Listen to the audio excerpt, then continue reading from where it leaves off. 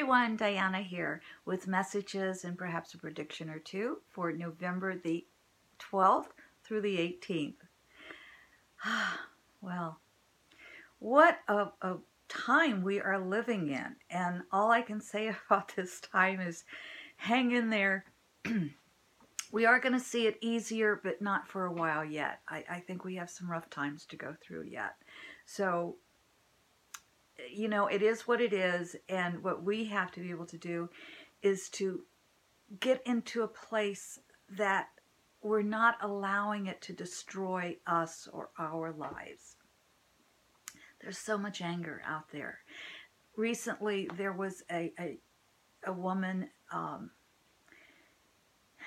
the presidential motorcade, she was on a bicycle and the presidential motorcade drove by her, and she used some finger language to show her disgust at our current administration, and she became an overnight success.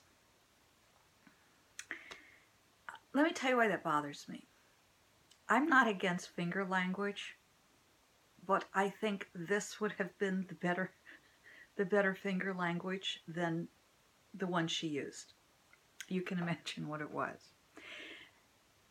But what bothers me is there is so much upset and turmoil and so much anger in our world that regardless of what we think of the current administration here in the U.S., and I don't think very highly of it at all, and I think I've made that pretty clear.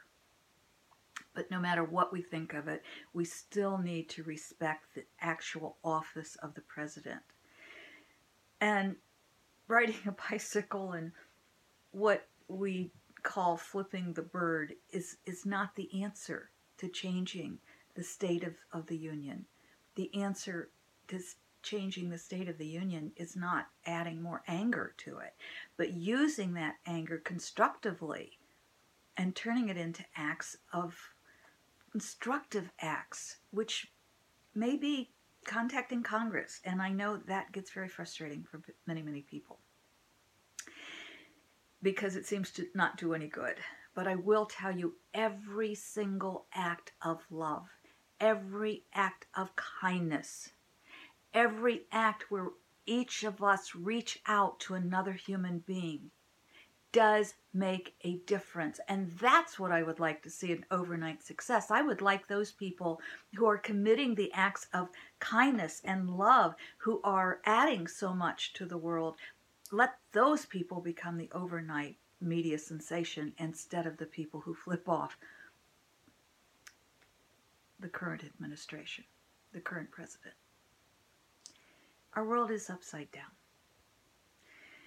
We're going to see a lot more this week, more turmoil, more anger, because until we heal that anger within us, we're not going to be able to heal it in the world.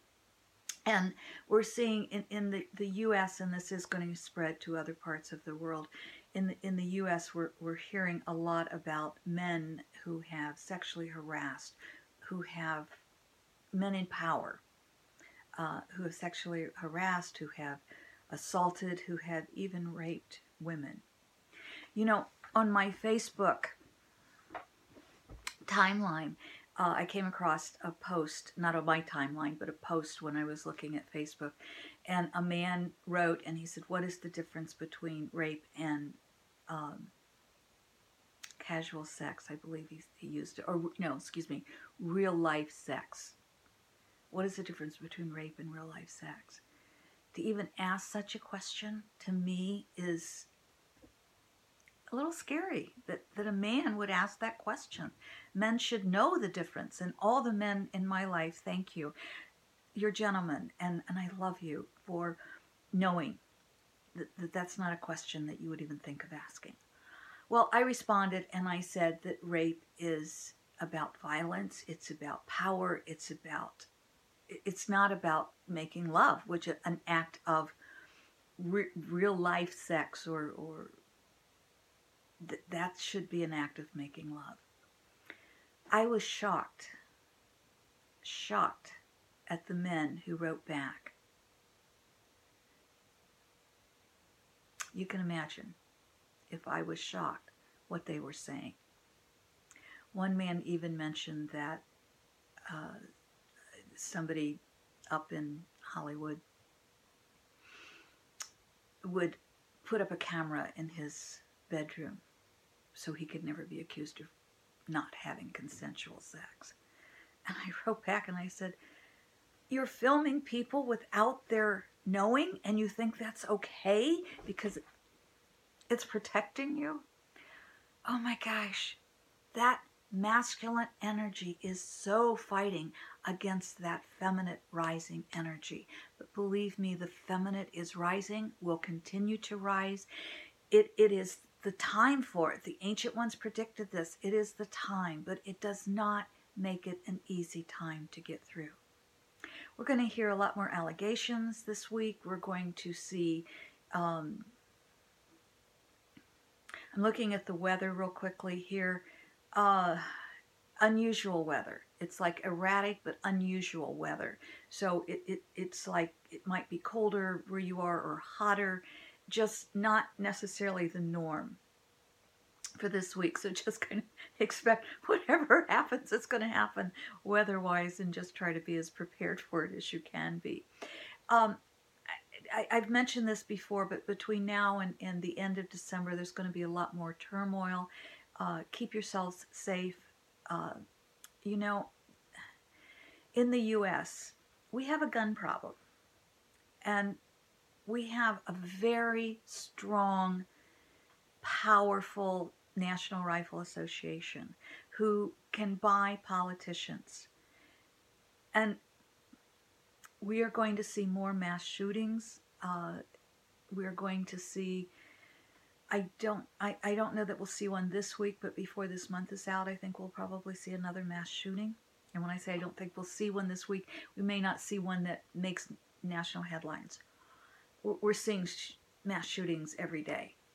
I don't know what constitutes mass, but anything over 2 for me constitutes a mass shooting, and any shooting is one too many.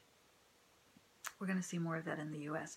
Years ago, I was sitting at a restaurant in London. I had been to the theater, and I was sitting and in the restaurant, the tables were very close together. And I was having a conversation with my then husband. And so Steve and I were sitting there, and we were talking, and obviously our accents were American.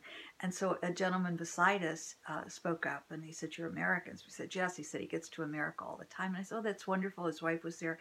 I asked her if she got to travel with him, and he spoke up, and he said, "No, I won't let my wife travel with me, not to America. She gets to go everywhere else with me, but not to America." And I said, "Why not?" And he said, "It's way too violent." He said, "I'm scared to death when I drive into, or when I fly into Chicago, where he had business." And he said, "I conduct my business and I leave as soon as I can. It's a beautiful country. I can tell that when I fly over it." He said, "But it's much too violent." That was heartbreaking. That was heartbreaking to hear. And I'm afraid it's only grown more violent.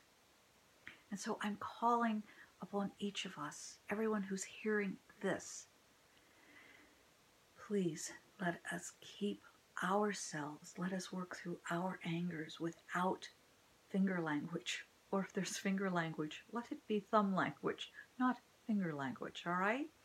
Let us work through our angers. Let us see the world in peace, because the only way we're going to create peace in our country, in our world, the only way is for each of us to create it within our lives. There are peaceful countries in the world. There are countries where there are no wars. There are countries where they don't have this divisiveness that we have in the U.S. And I thank you, if you live in one of those countries, for helping to hold the peace. I thank everyone in my country for helping to hold the peace. You know, the time will come, not in my lifetime, maybe in my great nieces and nephews. I said great, not just the immediate nieces and nephews, but at least one generation after that. So it would be great-grandchildren if I had children. My kids all have 4 legs, not just 2. But I have wonderful nieces and nephews. Anyway, I think eventually we're going to become one world.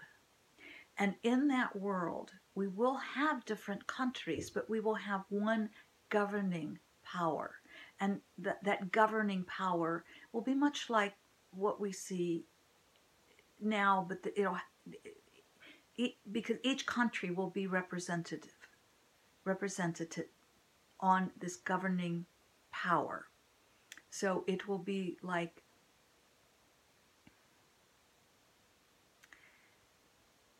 there will be differences in the world, but we won't have war.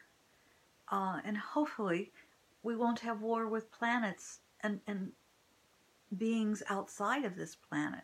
Hopefully we will become a peaceful planet before we blow ourselves up. And we will still have different cultures, and we will still celebrate the different cultures, but we will get along. And instead of having governments, this country fighting this country, we will have the countries coming together to govern the world. I think that's in the future, but well into the future. So until then, we have to live with what's going on here now. And what's going on here now, again, it's going to be turmoil for a while. And I'd love to tell you it's not. But let's see what Philip has to say. I almost forgot to say thank you for all of those who come, and thank you for those of you who have subscribed, and thank you for those who come back. I want to also say, for those of you, my friends around the world, thank you. And if you're new to my channel or these videos, I welcome you, and I thank you for coming. You know, this is Philip, and this is my spirit guide, and this book is an oracle book, and each page has a different message on it. So we always check with Philip to get our message. But I want to just say real quickly, where I'm sitting, when I videotape these messages, I always videotape a day or sometimes 2 or 3 days ahead of time. It happens to be the day, it happens to be November 11th, the day before I'll release this tonight. And it's my birthday. So thank you for all of those who have wished me happy birthday. I love celebrating my birthday. When I was a little girl, I thought it's also Veterans Day in the U.S., and Armistice Day is what it used to be called, and I believe it's still called that in the UK and other parts of the world. But when I was a little girl, I thought all those parades for the veterans were celebrating my birthday, and my family had to convince me differently. No disrespect to any of our veterans, but there's still a little part of me who thinks parades might be for my birthday. So thank you for celebrating my birthday with me. Thank you, veterans, for letting me have a little bit of your parade that we share. Won't it be wonderful when our service people really do get to enjoy a full armistice? We had one world war that we thought would end all world wars. We had another horrific world war which we thought would end all wars. Oh, my friends, let's not have the third. I really firmly believe we can, with our energy and our prayers, keep that from happening, but we have to heal ourselves to do that. Because we're headed for war, and we're headed there. And I so want to turn that around, and I think I believe there is that chance that we can turn it around. Back to Philip. Let's see what he has to say. Think left page or right page, and I'll just flip through here and see where the thumb stops. Seems to stop. I'm hearing right, but I'm going to also read left. And I think we've heard this one before. I'm not sure. When you dwell in darkness, it is hard to see the light. When you dwell in darkness, it is hard to see the light. Let's always dwell in the light. That's not to ignore the shadow. You know, a few weeks ago, I talked about the sacred wound and how we have to heal that.